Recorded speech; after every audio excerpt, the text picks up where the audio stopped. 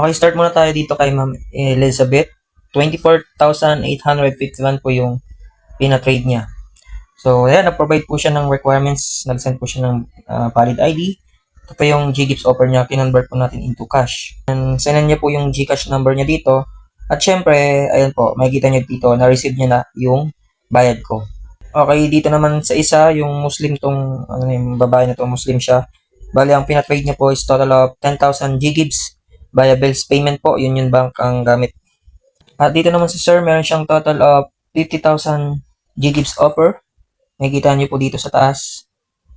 Ayan, ang pagkakalam ko po dito is 30,000 lang po yung nilabas niya dito, yung ginamit niya. So, okay rin naman po yung transaction namin dito. At maayos naman po yung deal namin.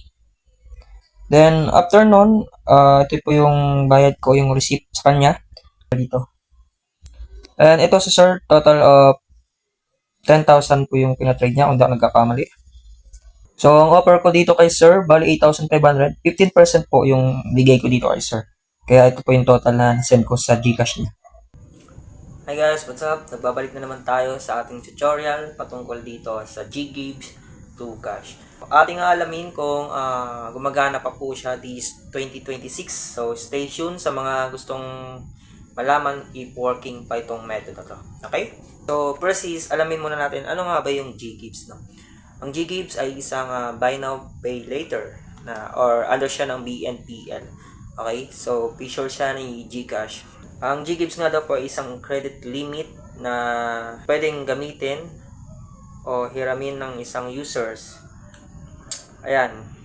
Installment po siya.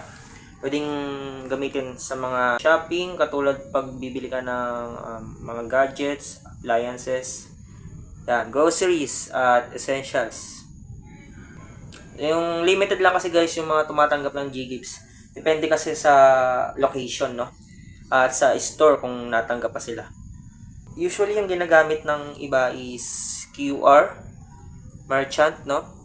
I-scan mo lang yon at pwede nang gamitin yung payment method na GGives if meron kayo nun. May interest nga ba kapag gagamit ka ng GGives? Depende po yan sa merchant tsaka promo nila. Means, may mga 0% interest na offer, pero may ilanding, may interest o service fee. Ang bayadan po na itong GGives ay nasa, meron tayong 6 months, 12 months, yan, ang bayaran dito. So, matatapos siya. Depende rin po yung amount kung ano yung, kung magkano yung ginamit nyo. So, kapag malaki yung hiniram nyo sa GGives is, malaki rin po yung babayaran nyo doon. Pero kagandahan nga ay matagal po siyang hulugan. So, tanong, working pa ba siyang i-convert into cash? Yes po, working po siya pero sa trader na lang po kayo makakakita nun. Bali, ang proseso nun is mag-inquire ka sa isang trader, then mag-inquire ka syempre, sasabihin mo yung concern mo na gusto mong ipa-trade yung credit limit mo sa GGives at yung trader na yon ay mag-aasikaso sa'yo. I-assist ka nun sa mga kapwa CEO trader niya.